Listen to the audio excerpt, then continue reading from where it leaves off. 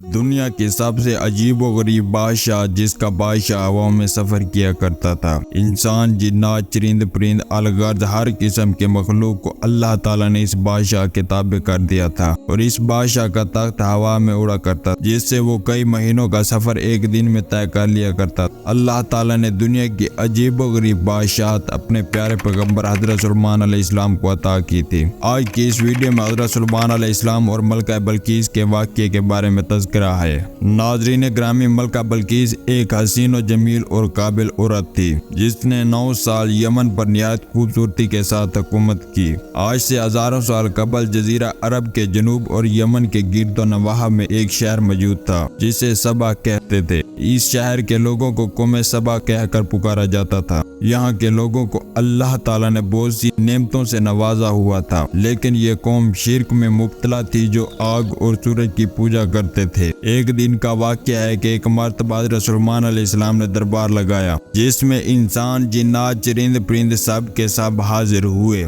مگر ان کا چہیتا پرندہ ہدہد غائب تھا۔ حضرت سلیمان علیہ السلام نے فرمایا، ہدہد کہاں ہے؟ اگر ہدہد نے اپنے غائب ہونے کی قابل قبول وجہ نہ پیش کی تو میں اس کو ذبح کر دوں گا۔ کہ اتنی دیر میں ہدہد وہاں پر آ پہنچا۔ ہدہد سے یہ پوچھا گیا کہ تم کہاں تھے؟ تو ہدہد نے بڑے احترام سے جواب دیا، یا نبی اللہ، میں اڑتے ہوئے ایک ایسے ملک میں پہنچ گیا جہاں کے لوگ آگ اور سورج کی پوجا کرتے ہیں۔ ان کی ایک رانی ہے، اس کا ایک بڑا سا تخت ہے جس میں ہیرے جواہرات جڑے ہوئے ہیں۔ تو حضرت سلیمان علیہ السلام نے کہا، اگر تمہاری بات سچ ہے تو میرا خط لے جا کر اس ملکہ تک پہنچاؤ تاکہ وہ شرک سے باز آ جائے۔ یہ خط دراصل ملکہ سبا اور اس کی قوم کی طرف دعوت اسلام تھی۔ ہدہد نے یہ خط لے جا کر ملکہ بلقیس کی گود میں گرا دیا۔ اس وقت ملکہ سبا کے دربار میں تقریباً 300 کے قریب سردار بیٹھے تھے۔ انہوں نے جب یہ خط پڑھا اور طیش میں آ گئے اور کہا، یہ ہماری توہین ہے، ہمیں اس کا سخت جواب دینا چاہیے۔ مگر ملکہ بہت سمجھدار تھی، اس نے انہیں سمجھایا کہ خط سے پتہ چل رہا ہے کہ یہ کوئی عام شخص نہیں،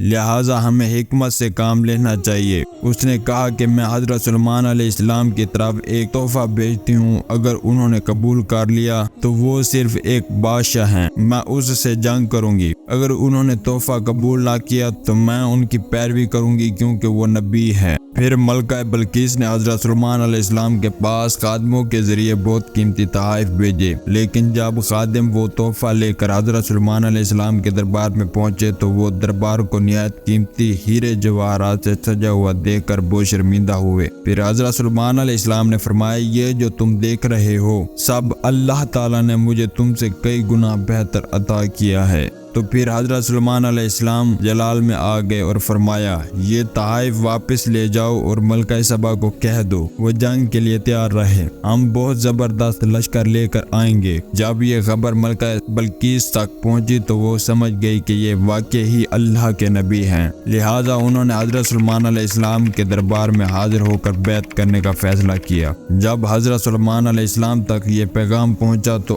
آپ علیہ السلام نے فرمایا، تم میں سے کون ہے جو ملکہ سبا کے یہاں تک پہنچنے سے پہلے اس کا تخت میرے پاس لے آئے؟ ایک دیو ہیکل جن نے کہا کہ آپ کے دربار برخاست کرنے سے پہلے میں وہ تخت یہاں پر لا سکتا ہوں، میں اس کام کی پوری قوت رکھتا ہوں۔ اس کے بعد ایک اور شخص جس کے پاس کتاب کا علم تھا، اس نے کہا، یہ تخت آپ کے پلک جھپکنے سے پہلے میں لا سکتا ہوں۔ پھر حضرت سلیمان علیہ السلام نے اس تخت کو اپنے پاس رکھا ہوا دیکھا۔ پھر آپ علیہ السلام نے جنات کو حکم دیا کہ اس تخت میں اور قیمتی ہیرے جواہرات لگا کر اس کو تبدیل کر دیا جائے، اور آپ کے حکم کی تکمیل کی گئی۔ جب ملکہ سبا وہاں پر پہنچی تو حضرت سلیمان علیہ السلام نے فرمایا، کیا تمہارا تخت اتنا بڑا ہے اور اس قدر خوبصورت ہے؟ ملکہ بلقیس اس تخت کو دیکھ کر فوراً ہی پہچان گئی اور کہا، یہ تو میرا تخت ہے۔ اور پھر کہا، بے شک سلیمان علیہ السلام کا خدا سچا اور ہر چیز پر قادر ہے، اور کہا کہ میں اللہ پر ایمان لاتی ہوں۔